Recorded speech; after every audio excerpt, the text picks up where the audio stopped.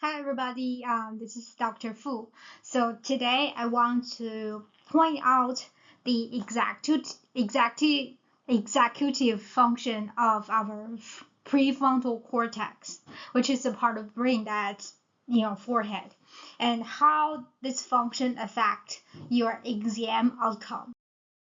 So just some background information. The prefrontal cortex is like the CEO of the brain. It decides how much computing power to allocate for each part of the brain. So here's example. If you fell into the cage of a tiger in a zoo, okay? So in that situation that your prefrontal cortex will allocate a lot of power to the part of the brain that help you to run away, and that is your motor cortex, right? So you can escape. It also at the same time reduce the power to the part of the brain that receives sensory information, sensory input. So think about this. If you are in the cage, the tiger's cage, you probably will lose all your ability to read signs, right? So if there's a sign say this tiger is vegan, then you probably won't be able to read when you're in a cage, right? So that's a good example of how your executive function of the brain allocate information to different parts of the brain when, especially when emergency situations, right? And that applies into your exam.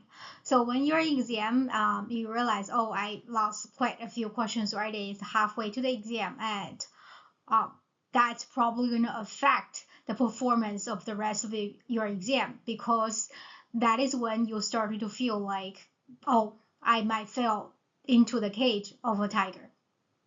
So in that case, your brain will allocate a lot of power to your output. You started to write down things like doesn't really make sense, but that makes you feel a little bit safer because you're doing something. You're trying to escape, right? And in the meantime, your brain will limitate the amount of power to sensory input, which means you probably will misread a question a lot because your brain don't give much power to your reading, your eyes, your sensory input, right? That happens to me a lot when I was a student. I lost a lot of points in the exams because I freak out.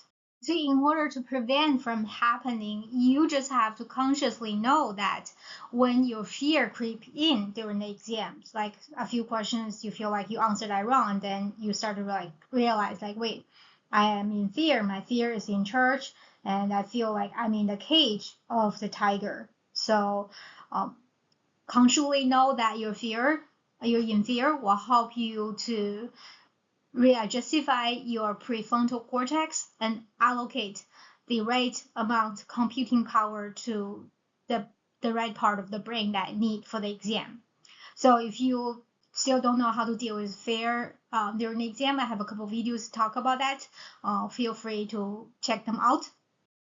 And lastly, I want you to have a exam analyze behavior and keep a little journey of your exam behaviors. After the exam, you want to check which questions you lost point because you didn't know the key point, and which questions that you lost point because you freak out. You think you're in tiger's cage, and actually the tiger is vegan, but you forget to read the sign or neglected to read the sign because you're afraid that you're going to lose point.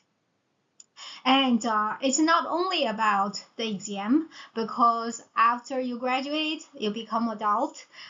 The real life, there are millions of things that is require you to have right executive function of your prefrontal cortex in order to behave. That is more complicated than exam. So train yourself, have a good executive function of your prefrontal cortex during exam will help you to become will help you to perform much better when you become adults, when there are millions of tasks in daily lives.